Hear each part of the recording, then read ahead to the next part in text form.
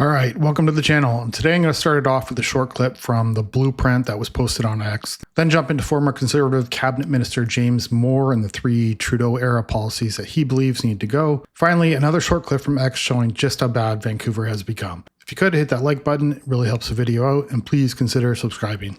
Let's get into it. Mr. Trudeau, backed and advised by Prime Minister Carney, who says half of oil reserves should stay in the ground. That's what he says. Yeah, exactly. And that's been his position his entire he shuts down career. Canada's development, but invests elsewhere. Oh yes, that's exactly right. Yeah, you're right. He showed with his businesses, isn't that right? While he was counseling the Prime Minister to keep Canadian oil and gas in the ground, he spent money in building pipelines to the U.S. and overseas, which of course is exactly what the Liberal agenda does for Canada. Though it takes us out of the global market and it cedes that market share to competitors around the world who are nowhere near the world-class energy and responsible resource producers that Canada is. Mark Carney taking Canada out of the global market while profiting off the competition. That's our Prime Minister. It's too bad that around half Canadians are too stupid to see it. Now, former Conservative Cabinet Minister James Moore on the 3 Trudeau-era policies that need to go, starting with the weapon you can't say on YouTube.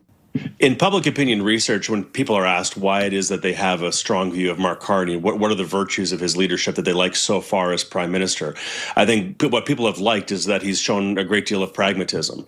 He showed that in the course of his leadership. You know, Mark Carney, when he was a private citizen, was in favor of the carbon tax, but he ran for the Liberal leadership saying, get rid of the carbon tax, and he's delivered on that promise. So he's shown an ability to pivot away from Liberal policies that were either really unpopular with Canadians or really ineffective.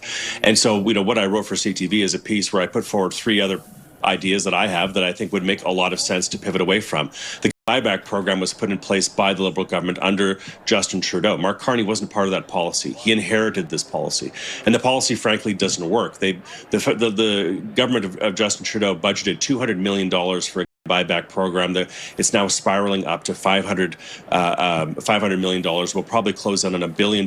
And they've so far bought back less than 10% of the guns that they had targeted. The RCMP says it's ineffectual. The government of Ontario is not participating in it because they think it's appropriately a waste of resources. The idea that Canadians are going to give back their guns and they're supposed to do it through Canada Post and they would be housed at Canada Post offices across the country. It doesn't work in practice. It doesn't make the country safer. It's costing an extraordinary amount of money that could be spent more efficiently. And I think an objective analysis of the program, Liberals can still be in favor of control. They can still have their bona fides as the pro-control party. But this particular program, scrapping it, would save hundreds of millions of dollars and it would probably make the country safer. A complete waste of money, and not to mention it won't take them out of the hands of the criminals. Only the law-abiding citizens have demonstrated the ability to be responsible with them. Doesn't make sense at all. That seems to be true with everything the Liberals do.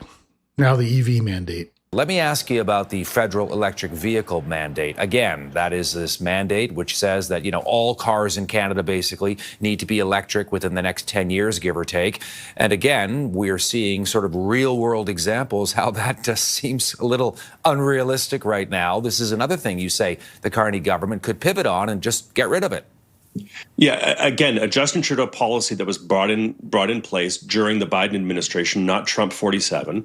And it doesn't make sense again today for a whole bunch of reasons, including the tariff dynamic with the United States, the fact that if we are going to have reciprocal tariffs against the United States, the number of electronic vehicles, zero emission vehicles, ZEVs, they're going to be quite scarce and they're going to be really expensive.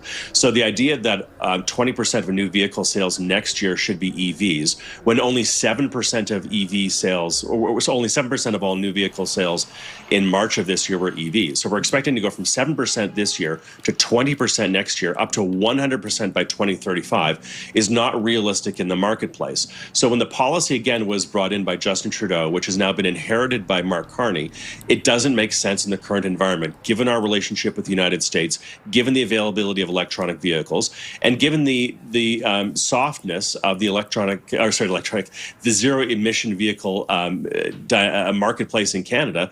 The EV mandate, frankly, doesn't make sense. EVs are great in an urban environment. They're great commuter cars. The cabin experience is great because there's the latest technology, that there's low road noise. There's all kinds of reasons why EVs make a lot of sense in terms of their cost of operation. But in Canada, a circumpolar nation with long winters, Canadians want choice. And the idea that the government of Canada will force people, and certainly force car dealerships, to and mandate them to have 100% of EV sales by 2035, 20% by next year, doesn't make sense in the marketplace, doesn't make sense given our trade relationship, and it reduces consumer choice, increases cost burdens, and it should be scrapped. And it is this sort of what you might call social engineering through government intervention, James, that can drive some voters crazy.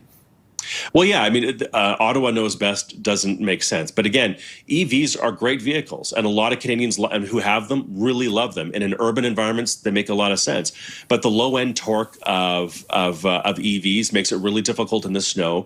The range battery anxiety in suburban and rural parts of this country, where you don't know what your range is going to be if you go below 10, 20, 30 degrees centigrade in the winter months. They're not necessarily reliable in the snow for a lot of people who do a lot of long-haul driving in those winter months.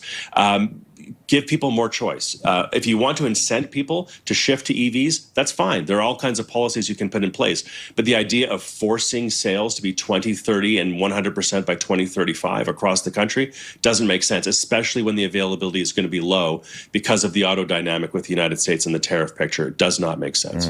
The EV mandate is probably the worst. It's impossible to implement this without killing the automotive industry in Canada. It won't work in rural areas, and it doesn't work well for anyone in apartments or condos. The increased price of the EV compared to gas, while most people are struggling to afford food and housing. Now to TikTok. And number 3 is this kind of confusing and messy ban on TikTok in Canada, a hugely popular social media platform, of course. The Americans are going in a different direction. Donald Trump keeps issuing postponement after postponement.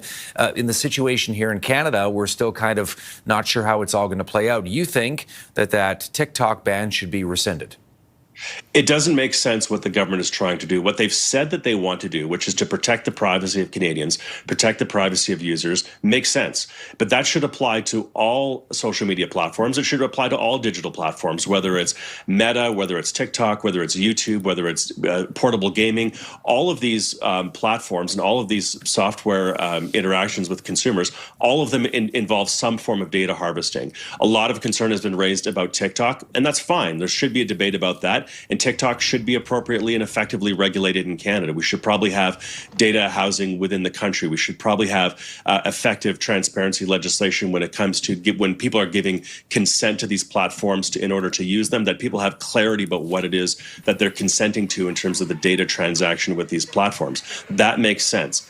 But what the government has done, because TikTok has become a high-profile platform in the data harvesting debate, certainly in the United States, is they've forced TikTok to leave Canada as a corporation, but not as an app. People can still use the TikTok app, and all the concerns that people have about data harvesting on all of social media platforms is going to persist. So what they've said is TikTok as a company should leave Canada, which means that hundreds of people are going to lose their jobs. Thousands of people are going to lose their jobs because of all the giving that TikTok has done into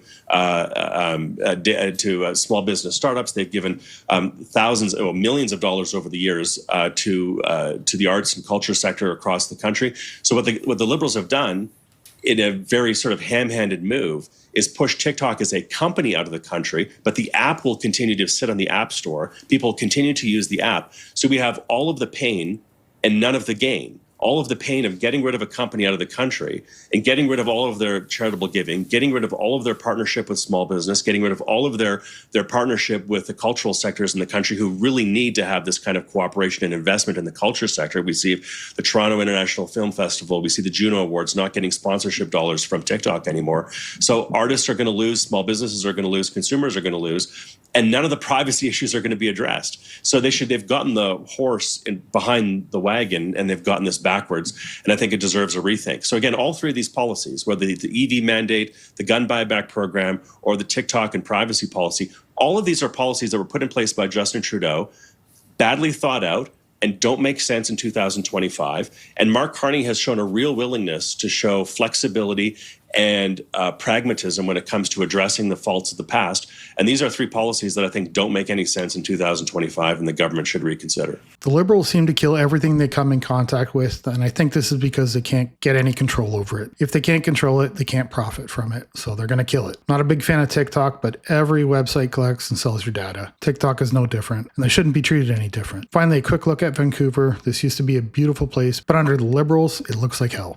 Look at what they did to Vancouver. That's it for this one. I hope you enjoyed. Please hit that like button, consider subscribing, and drop a comment below. See you in the next one. Bye.